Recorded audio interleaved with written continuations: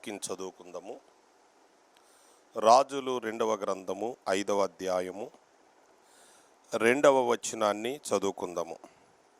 సిరియనులు గుంపులు గుంపులుగా బయలుదేరి ఇశ్రాయేలు దేశము మీదకు పోయియుండిరి.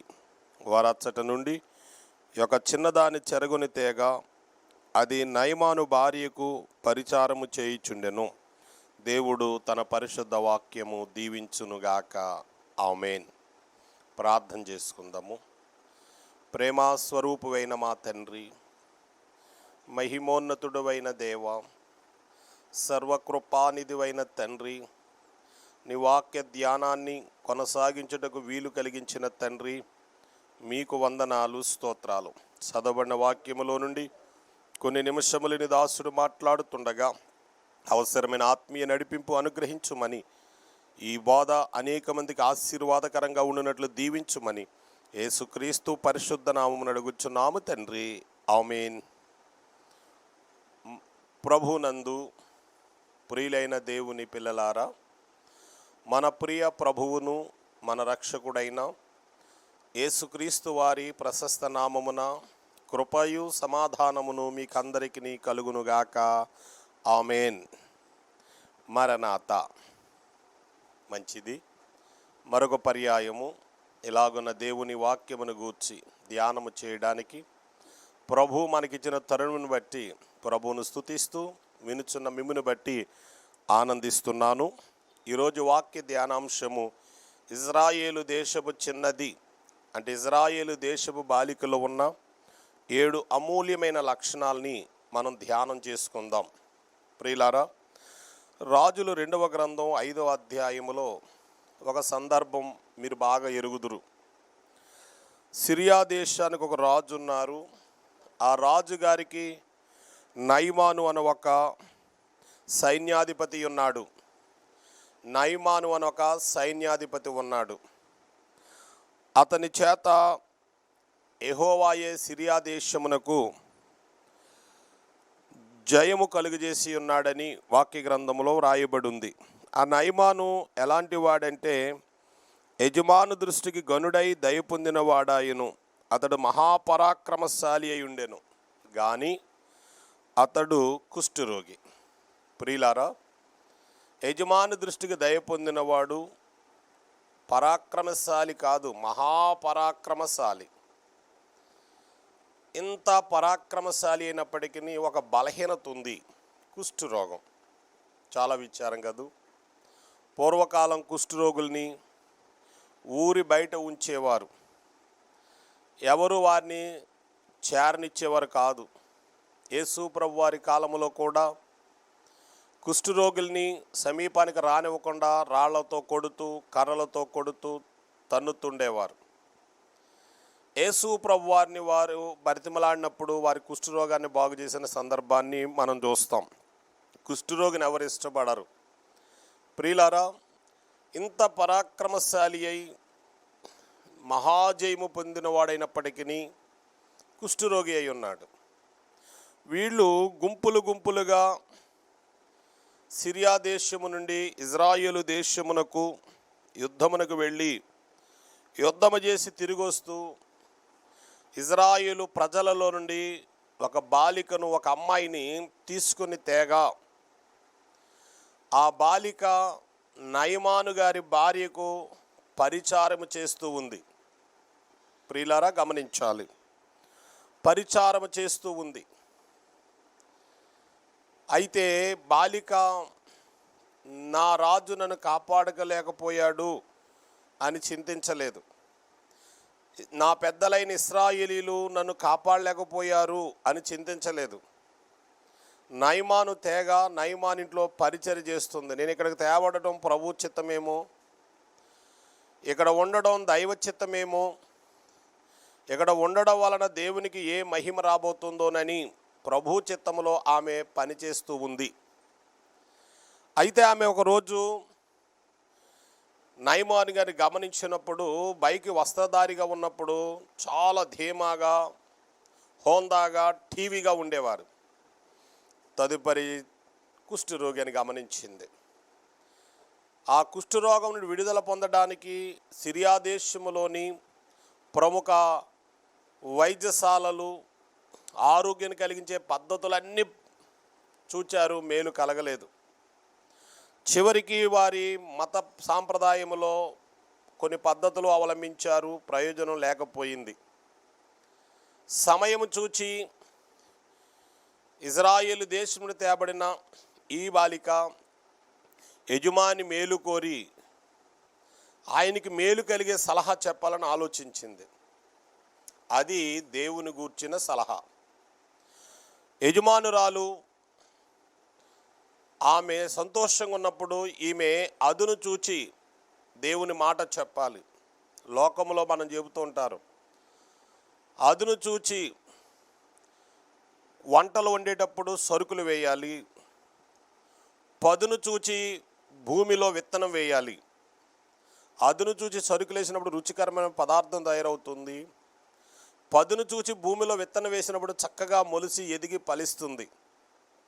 చెప్పాలనుకున్న మాట ఎప్పుడు పడితే అప్పుడు చెబితే వాళ్ళు వినే విధానంలో లేనప్పుడు చిరాకు పడతారు, అసహించుకుంటారు, కోప్పడతారు. కనుక ఆమెను జాగ్రత్తగా, చిన్న బాలికైనప్పటికీ తెలివి కలిగింది. సహజంగా ఇశ్రాయేలీయులు తెలివి కలిగిన వారు, జ్ఞానవంతులు, చురుకైన వారనే పేరుంది కదా. నయమాను భార్యకు ఎప్పుడు చెప్పాలో ఆలోచిస్తూ ఒక రోజున చెప్పింది, అమ్మా, నీ యజమానుడు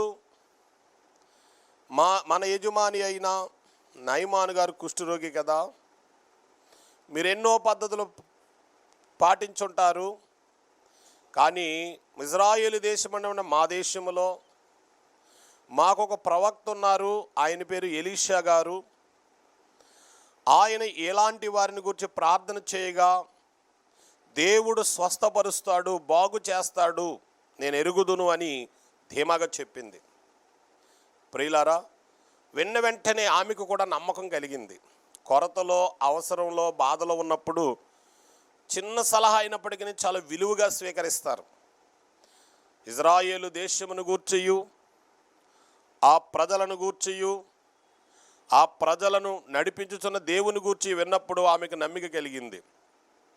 భర్త ఎప్పుడు వస్తాడని ఆతృతగా చూడసాగింది. భర్త రానే వచ్చారు. భర్తతో చెబుతుంది, ఏమండి, ఈ పాప మంచి సలహా చెప్పింది. ఇజ్రాయేలు దేశములో ఘనుడైన దైవజనుడు, శక్తివంతుడైన దైవజనుడు ఉన్నారట. ఆయన యెహోవా సేవకుడట, ప్రవక్తట. ఆయన ప్రార్థన చేయగా గొప్ప అద్భుతాలు జరుగుతున్నాయట. మీరు కూడా వెళ్ళి రావచ్చు కదండి అని భర్తను రిక్వెస్ట్ చేస్తూ అడిగింది. వెంటనే ఆయన కూడా ఆలోచించాడు, నిజమే, ఇజ్రాయేలీలు దేవుని స్వాత్యం, ఇజ్రాయేల్ నడిపించిన దేవుడు మహాగణుడు, తప్పక మేలు జరుగుతుందని నమ్మకం ఆయనకి కూడా కలిగింది. వెంటనే ఆయన వెళ్ళి సిరియా దేశపు రాజుగారితో మాట్లాడాడు. మా ఇంటి దగ్గర ఒక అమ్మాయి ఉందండి, ఆ అమ్మాయి నా భార్యతో ఇలా చెప్పింది, నేను కూడా ఆలోచిస్తే మేలు జరుగుద్ది అనిపిస్తుంది, కనుక నేను అక్కడికి వెళ్ళి బాగుపడి వచ్చే మార్గాన్ని మీరు సుగమం చేయాలి, వెళ్ళి రావడానికి కావాల్సిన ఏర్పాట్లు మీరు చేయాలనుకున్నప్పుడు రాజుగారు ఒక పత్రిక రాయించాడు. ఏమనంటే, ఇజ్రాయేలు దేశపు రాజా, 6వ వచనం చూద్దాం. రాజులు 2వ గ్రంథం 5వ అధ్యాయం 6వ వచనములో మనం చూసినప్పుడు ఆ పత్రికలో ఉన్న సంగతి ఏదనగా, నా సేవకుడైన నయమానునకు కలిగిన కుష్ఠరోగమును నీవు బాగు చేయవలనని ఈ పత్రికను అతని చేత నీకు పంపించి ఉన్నాను. ప్రియులారా, గమనించాలి, సిరియా దేశపు రాజు ఇజ్రాయేలు దేశపు రాజుకు పత్రిక రాశాడు. ఆ పత్రిక చేత పట్టుకుని నయమాను బయలుదేరాడు పరివారముతో. వెళుతూ మేలు పొందే చోటికి వట్టి చేతులతో వెళ్ళకూడదని ఒక నియమం ఉంది. సహజంగా మీరు వినే ఉంటారు, చంటి పిల్లల వద్దకును దేవుని వద్దకు వెళ్ళేటప్పుడు వట్టి చేతులతో వెళ్ళకూడదు అంటారు. ప్రియులారా, ఇక్కడ ఈయన వెళుతూ మేలు పొందినప్పుడు కృతజ్ఞతతో కానుకివ్వడానికి ఆయన సిద్ధపరుచుకున్నాడు, ఆయన స్థాయిని బట్టి. ప్రియులారా, దేవునికి కానుక వేసేటప్పుడు వారి స్థాయిని బట్టి వారి వారి ఆర్థిక స్తోమతను బట్టి కానుక సిద్ధపరచుకుంటూ ఉంటారు. ఈ నయమాను గారు సిద్ధపరిచిన కానుక ఎంతో తెలుసా ప్రియులారా? గమనించాలి. 5వ వచనములో, సిరియా రాజు నేను ఇశ్రాయేలు రాజునకు దూత చేత పత్రిక పంపించదనని ఆజ్ఞ ఇచ్చెను గనుక అతడు 20 మణుగుల వెండియు 1,20,000 రూపాయల బంగారును 10 దుస్తుల బట్టలను తీసుకుని పోయి ఇశ్రాయేలు రాజునకు పత్రికను అప్పగించాడు. దూతల పత్రిక పట్టుకుని వెళ్ళారు. నయమాను గారు బయలుదేరి వెళుతూ పరివారముతో ఆయన 20 మణుగుల వెండి తీసుకుని 1,20,000 రూపాయల బంగారము తీసుకుని 10 దుస్తుల బట్టలు తీసుకుని బయలుదేరాడు. ప్రియులారా, బయలుదేరి పత్రిక రాజుగారికి అప్పగించారు. ఇక్కడ వినడంలో కొంత పొరపాటు జరిగింది. అమ్మాయి ఎవరి దగ్గరికి వెళ్ళమన్నది? ప్రవక్త అయిన ఎలీషా గారి దగ్గరికి వెళ్ళమన్నది. వీరు ఎవరి దగ్గరికి వెళుతున్నారు? ఇజ్రాయేలు దేశపు రాజు దగ్గరికి వెళుతున్నారు. అమ్మాయి భార్యకి చెప్పింది, భార్య ఏమో భర్తకు చెప్పింది నయమాను గారికి, నయమాను గారు ఏమో రాజుకు చెప్పాడు, రాజుగారేమో ఆ రాజుకు ఉత్తరం రాస్తున్నాడు. నా మాట ఆ రాజు వింటాడు కదా అని ఆ రాజుగారు ఆ పత్రిక చూసుకుని హైరాణ పడిపోయి, కంగారు పడిపోయి, భయపడిపోయి, భీతిలిపోయి ఏం మాట్లాడుతున్నాడో తెలుసా? 7వ వచనములో, ఇశ్రాయేలు రాజు ఈ పత్రికను చదివి వస్త్రములు చింపుకొని చంపుటకును బ్రతికించుటకును నేను దేవుడనా? ఒకనికి కలిగిన కుష్ఠరోగమును మాన్పుమని నా యొద్దకు ఇతడు పంపుట ఏమి? నాతో కలహమునకు కారణము అతడు ఎట్లు వెతుకుచున్నాడో మీరు ఆలోచించుడనెను. కంగారు పడిపోయారు, వస్త్రాలు చింపుకున్నాడు. చూశారు నాతో కలహానికి కారణం ఎలా వెతుకుతున్నాడో. నిన్ను బ్రతికించడానికి చంపడానికి నేను దేవుణ్ణా? నీ కుష్ఠరోగాన్ని మాన్పడానికి నేనెవరిని అంటున్నాడు. ప్రియులరు, అప్పటికి దైవజనుడు ప్రవక్త అయిన ఎలీషా గారు రాజుగారు పడుతున్న కలవరాన్ని గూర్చి గ్రహించి అతని సేవకుడు అక్కడ పంపించాడు. ప్రియులారా, పంపినప్పుడు ఆయన వెళ్ళి రాజుగారికి వర్తమానం తెలియజేయగా, అయ్యా రాజా, వారు రావాల్సింది ప్రవక్త అయిన ఎలీషా గారి దగ్గరికి, అక్కడికి పంపించమని కోరుతున్నారనగా వారు బయలుదేరి ఎక్కడి దాకా వచ్చారు? ఎలీషా గారు ఉన్న నివాసము దగ్గరికి వచ్చారు. రాగానే ఆయన ఏమన్నారు అంటే, తన సేవకుని పిలిచి నయమాను గారిని వెళ్ళి యొర్దాను నదిలో 7 మార్లు స్నానము చేయము, నీ ఒళ్ళు మరలా బాగై నీవు శుద్ధుడు వగుదువని అతనితో చెప్పించాడు, తన సేవకునితో. వెంటనే నయమాను గారి కోపం వచ్చేసింది. ఇదేంటి, నేను సిరియా దేశం నుండి ఇజ్రాయెల్ దేశానికి వచ్చాను, మా దేశపు రాజు దగ్గర నుంచి విజ్ఞాపన పత్రిక రాయించుకొచ్చాను, నేను వట్టినే రాలేదు. 20 మణుగుల వెండి పట్టుకొని 1,20,000 రూపాయలు బంగారం పట్టుకుని 10 దుస్తుల బట్టలు పట్టుకొని వచ్చానే. కనీసం ఆయన వచ్చి జబ్బుగా ఉన్న చోట ముట్టి యెహోవా నామమున ప్రార్థన చేసి బాగు చేస్తాడు అనుకున్నాను. ములగడానికి మా దేశంలో లేవా అబానాయును ఫర్పరు అనే నదులు అని కోపముతో తిరిగి వెళ్ళిపోతున్నాడు. అప్పుడు తన సేవకుల్లో ఒక ఆయన అంటాడు, అయ్యా, ఏదైనా ఒక గొప్ప పని దైవజనుడు చెబితే మీరు చేయరు? చేస్తారు కదా. ఏదైనా గొప్ప పని కొన్ని లక్షల రూపాయలు ఖర్చు పెట్టి ఓ ధర్మకార్యం చేయమంటే చేస్తారు, ఓ దైవ కార్యం చేయమంటే చేస్తారు, ఓ సేవాకార్యం చేయమంటే చేస్తారు కదా. కానీ ఆయన ఏ ఖర్చు లేని పని చెప్పాడయ్యా.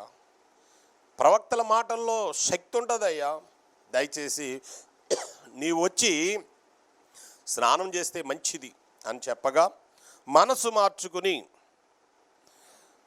యొర్దాను నదికి వచ్చి స్నానం చేయడానికి పూనుకున్నాడు. ప్రియులారా, అలాగున స్నానం చేస్తున్నాడు 6 మార్లు మునిగాడు, స్నానం చేశాడు. 7వసారి మునిగి లేవగా ఎలాంటి శరీరం వచ్చిందట? పసిబిడ్డ వంటి చక్కని దేహం వచ్చింది. 14వ వచనములో, అతడు పోయి దైవజనుడు చెప్పినట్టు యొర్దాను నదిలో 7 మార్లు మునగగా అతని దేహము పసిపిల్ల దేహము వలనై అతడు శుద్ధుడాయను.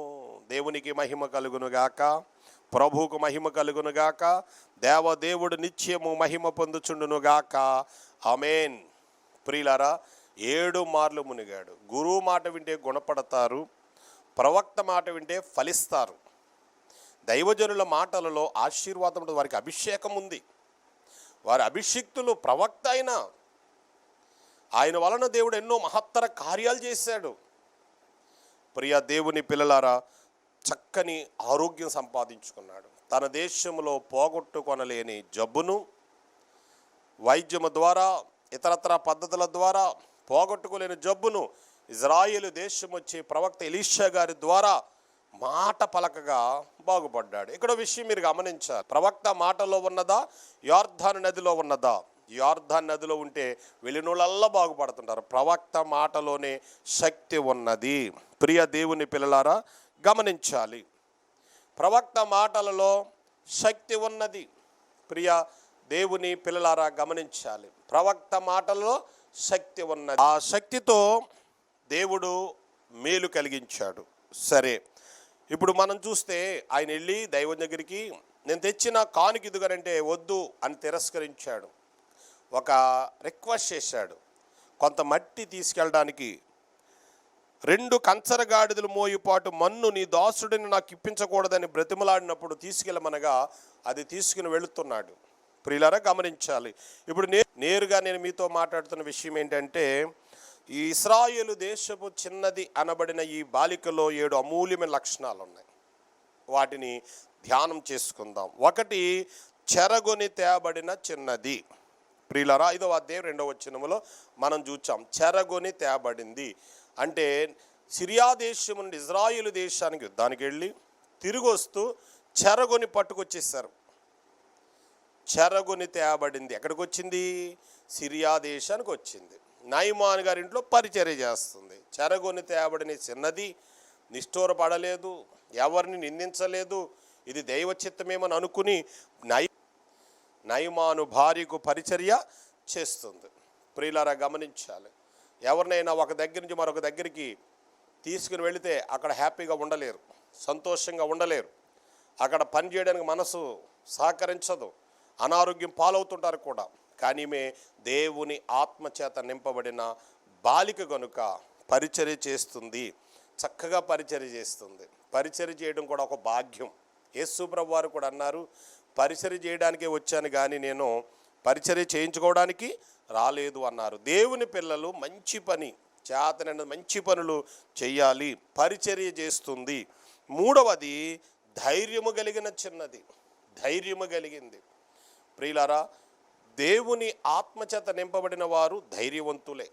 వయసుతో పని లేదు. చాలామంది చదువరులు, జ్ఞానవంతులు, మంచి వయసున్న వాళ్ళు, ఆర్థిక సమృద్ధి కలిగిన వాళ్ళు, అధికారం కలిగిన వాళ్ళు ఉంటారు. పిరికితనంగా ఉంటారు. కొందరు నిరుపేదలు ఉంటారు, విద్య లేని వారు ఉంటారు, ఉద్యోగం లేని వారు ఉంటారు, చిన్న చిన్న బాలికలు బాలురు ఉంటారు. ధైర్యంగా ఉంటారు. కారణం దేవుడిచ్చిన ఆత్మ. ప్రియులారా, దావీదు గారు బాలుడే, కానీ ఆయనలో ఉన్నది ఎవరాత్మ? దేవుని ఆత్మ. ధైర్యముగా ఇజ్రాయేలు పెద్దలందరూ భయపడితే, సౌలు రాజు కూడా భయపడితే దావీదు గారు భయపడలేదు. కారణం దేవుని ఆత్మ చేత నింపబడిన వాడు. అందుకే దేవుని ఆత్మను మనం సంపాదించుకోవాలి. రక్షణ పొంది బాప్తిసం పొందినప్పుడు పరిశుద్ధాత్మను వరము పొందుతాం. పరిశుద్ధాత్మ మనలో ఉన్నప్పుడు ధైర్యమును పరిశుద్ధాత్మ దేవుడే కలిగిస్తాడు. ఒకసారి మీరు గమనించాలి, పెద్దవారికి ఉపదేశం చెప్పడానికి చిన్నవాళ్ళకి ఎంతమందికి ధైర్యం ఉంటుంది?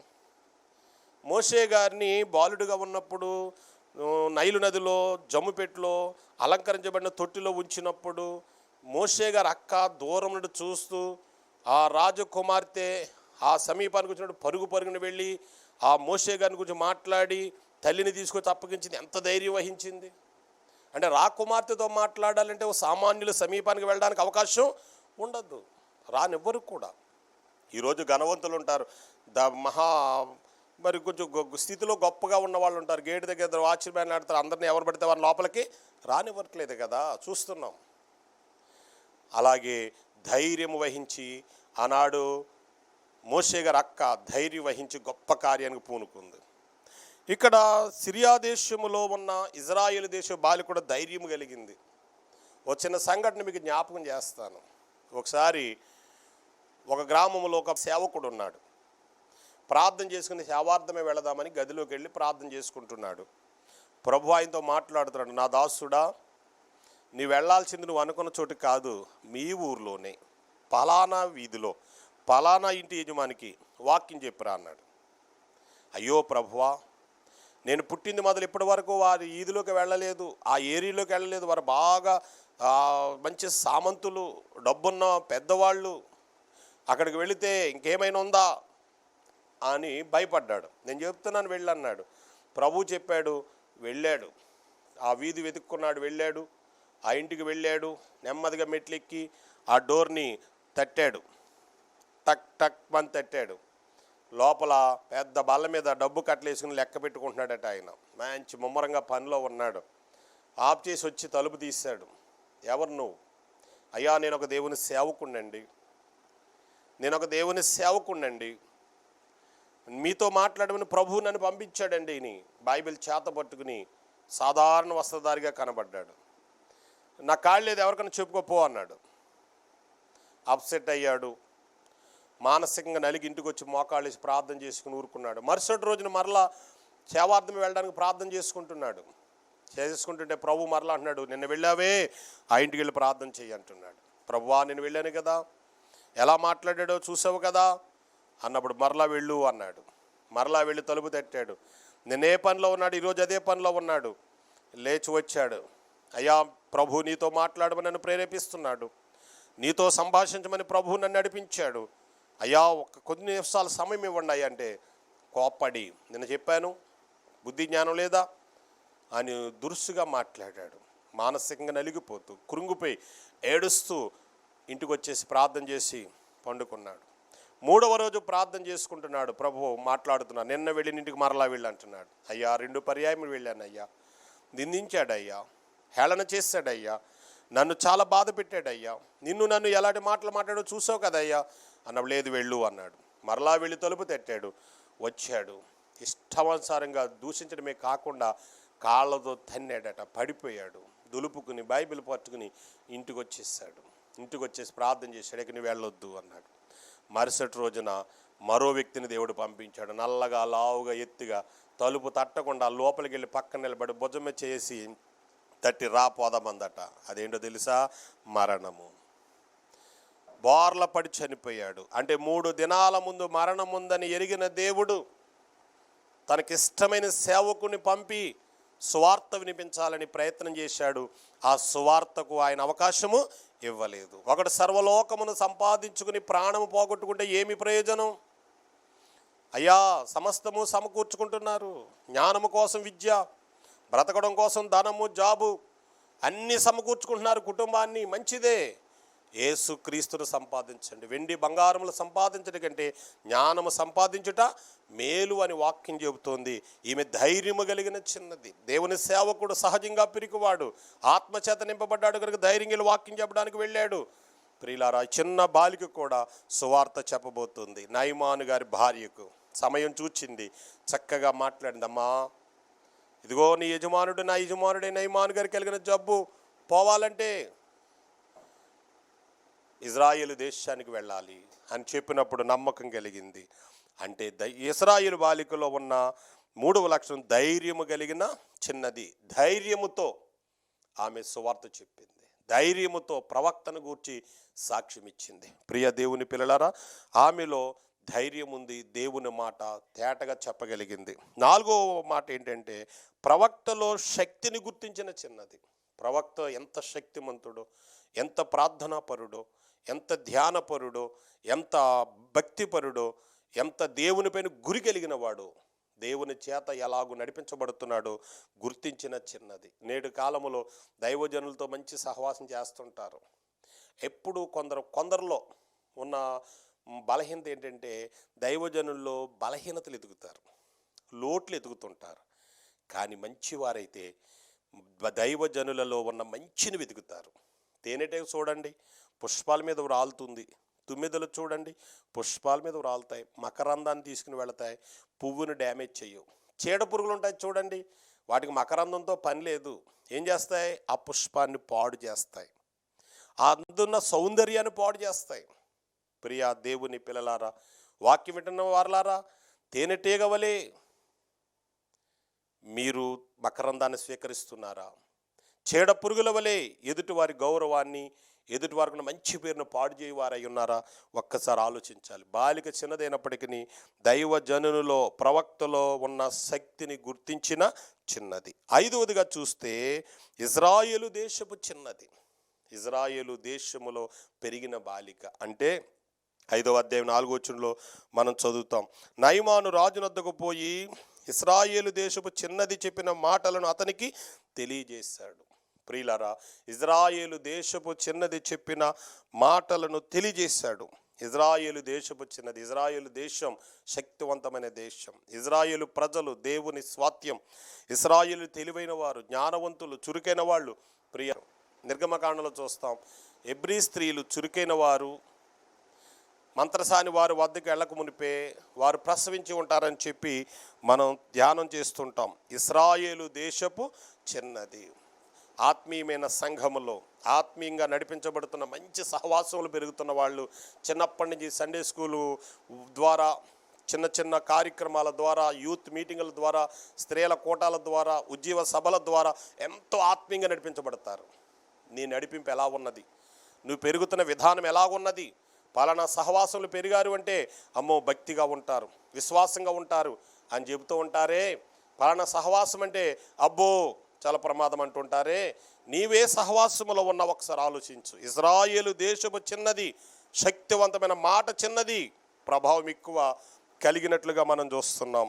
6వదిగా చూస్తే ప్రవక్తను గూర్చి సాక్ష్యం ఇచ్చిన చిన్నది.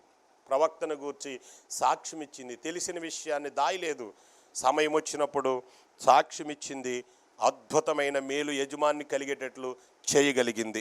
7వదిగా చూసినట్లయితే యజమాని మేలు కోరిన చిన్నది. యజమాని మేలు కోరింది అంటే చాలామంది యజమాని మేలు కోరరా అని మీరు అనొచ్చు. చాలామంది గురువుల దగ్గర ఉంటూ గోతులు తీస్తుంటారు, ముఖం ఎదురుగుండా గౌరవిస్తూ సాటున కీడు పన్నాగాలు పన్నుతుంటారు. ప్రియులారా, యజమాని మేలు కోరిన చిన్నది. యజమాని మేలు కోరాలి. ఉపకారం పొందామంటే తగిన గురి కథ గౌరవం ఉండాలి అనే విషయాన్ని మనం గౌరవించాలి. 7 లక్షణాలు ఆమెలో ఉంది. చెరగొని తేబడిన చిన్నది, పరిచారము చేసే చిన్నది, ధైర్యము కలిగిన చిన్నది, ప్రవక్తలో ఉన్న శక్తిని గుర్తించిన చిన్నది, ఇశ్రాయేలు దేశపు చిన్నది, ప్రవక్తను గూర్చి సాక్ష్యం ఇచ్చిన చిన్నది, యజమాని మేలు కోరిన చిన్నది. 7 అమూల్య లక్షణాలు వాక్యం వింటున్న మనలో ఉండాలి. మనము చెరలో నుండి తేబడిన వారము, పాపపు చెరలో నుండి తేబడ్డాం, యేసు ప్రభులోకి వచ్చాం, సువార్త ఫలములోనికి. పరిచర్య చేయు అనుభవం కలిగి ఉండాలి. పరిచర్య చేస్తున్న మనము ధైర్యముగా ఉండాలి. ధైర్యము కలిగిన మనము యేసు క్రీస్తు ఎంత శక్తిమంతుడో, ఎంత మహిమ ప్రభావములు కలిగిన వాడు మనం తెలుసుకోవాలి. ఆయనకి ఎంత శక్తి ఉందనుకుంటున్నారు? పైన పరలోకమందును, భూలోకమందును, పాతాళ లోకమందును సర్వాధికారము కలిగిన దేవుడు ఆయన. ఆయనలో ఉన్న శక్తిని గుర్తించాలి. ఇశ్రాయేలు దేశపు చిన్నది. క్రీస్తు వారు మనం క్రైస్తవులం, దేవుని పిల్లం. క్రైస్తవులు అంటే క్రీస్తు వంటి వారు. క్రీస్తు యేసునకు కలిగిన ఈ మనస్సు మీరును కలిగి ఉండమని బైబిల్ చెబుతోంది. యేసు క్రీస్తు ఏ దివ్య లక్షణాలు కలిగి ఉన్నారు, యేసు క్రీస్తు ప్రభు ఏ ఘనమైన లక్షణాలు కలిగి ఉన్నారు, ఆ లక్షణాలు కలిగి ఉండాలి. ప్రవక్తను గూర్చి సాక్ష్యం ఇచ్చిన చిన్నది. యేసును గూర్చి సాక్ష్యం ఇవ్వాలి.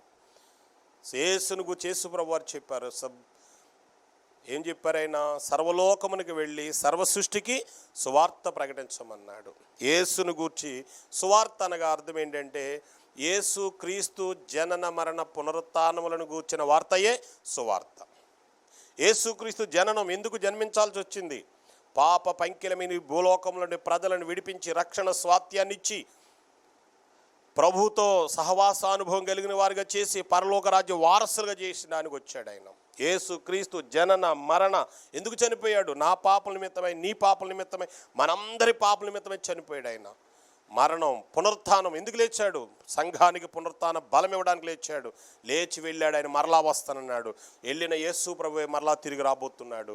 వచ్చేటప్పుడు భూలోకంలో ఉన్న సార్వత్రిక క్రైస్తవ సంఘములో నుండి వధువు సంఘాన్ని తీసుకుని మధ్యాకాశానికి వెళతాడు. మధ్యాకాశం నుంచి 7 ఏండ్ల విందునందును 1000 ఏండ్ల పాలనలోనూ ఉంటాం. కనుక ప్రవక్తను గూర్చి సాక్ష్యం ఇచ్చిన చిన్నది, మనం కూడా సాక్ష్యం ఇవ్వాలి. యజమాని మేలు కోరిన చిన్నది. మనం ఎవరి దగ్గర పనిచేస్తున్నామో వారి మేలు కోరాలి.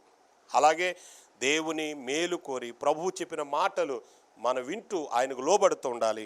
అట్టి భాగ్యం దేవుడు నాకు, మీకు, మనందరికీ ప్రభు అనుగ్రహించునుగాక. ఆమేన్. ప్రార్థన చేసుకుందాం. ప్రేమ కలిగిన మా తండ్రి, మీ కొందనాలు, స్తోత్రమనైనా ఈ సమయంలో ఇశ్రాయేలు దేశపు చిన్నది అనే బాలికలో ఉన్న 7 లక్షణాలని మేము క్లుప్తముగా ధ్యానం చేసుకున్నాం. బాలిక చిన్నదైనప్పటికీ చేసిన పని గొప్పది. ఒక సైన్యాధ్యక్షుణ్ణి ఇజ్రాయేలు దేశానికి ప్రవక్త దగ్గరికి నడిపించింది. అంత గొప్పవాడే నీ దగ్గరికి వస్తే ఆయనను బాగుపడగా ఎంతమంది విశ్వసిస్తారు నాయన? అంటే బాలిక చెప్పిన మాట చిన్నదే కానీ ఒక దేశ నాయకుల్ని, మంత్రుల్ని, సైనికులందరినీ ఆలోచింపజేసి అబ్బురపరిచి దేవుని శక్తి ఎంత గొప్పదో, దేవుని సేవకుడు ప్రవక్త అయిన ఎలీషా గారు ఎంత గొప్ప దైవజనుడో అని గ్రహించేటట్లు చేయగలిగింది ఆమె చెప్పిన సువార్త. ఈనాడు మేము చిన్నవారు మా వల్ల ఏమవుద్ది, పేదవాళ్ళ మా వల్ల ఏమవుద్ది, చదువు లేని వాళ్ళ మా వల్ల ఏమవుద్ది అని కొందరు అనుకుంటున్నారు. కానీ కొందరైతే బహుసామాన్యుల ద్వారా గొప్ప పని మీరు చేయించుకుంటున్నారు. ప్రభువా వందనాలు, స్తోత్రాలు. ఈ వాక్యం వినుచున్న మేమందరము చిన్నవాళ్ళమే నాయన. మీరు కూడా చిన్నపిల్లల వంటి వారై ఉండాలి. ఇలాంటి వారిదే పరలోక రాజ్యం అని మీరు తెలియజేశారు కదా నాయన. మేమందరము కూడా వయసులో కొంత వయసు ఉన్నప్పటికీ వాక్యానుభవములో పసిపిల్లల వలె, పాలు త్రాగుతున్న వారి వలె చక్కగా నీ వాక్యాన్ని చక్కగా చదువుతూ ధ్యానము చేస్తూ నీ వాక్యాన్ని పూర్తిగా నమ్మి వాక్యమునకు విధేయులై వాక్య ప్రకారంగా జీవిస్తూ నీ మహిమ రాకడకు సిద్ధపడి భాగ్యం మాకు అనుగ్రహించుము. ఆ చిన్నది ఎంత ధైర్యం కలిగిందో, ప్రవక్తలో ఉన్న శక్తిని ఎలా గుర్తించగలిగిందో, గుర్తించిన ఆ శక్తిని ఎంతగా చాటి చెప్పగలిగిందో అటువంటి స్థితి మాకు దయచేయము. యేసు పరిశుద్ధ నామమును అడిగి వేడుకొనుచున్నాము తండ్రి. ఆమేన్. తండ్రి, కుమార, పరిశుద్ధాత్మ త్రైక దేవుని దీవెన మీకు తోడైండునుగాక. ఆమేన్. మరణాత.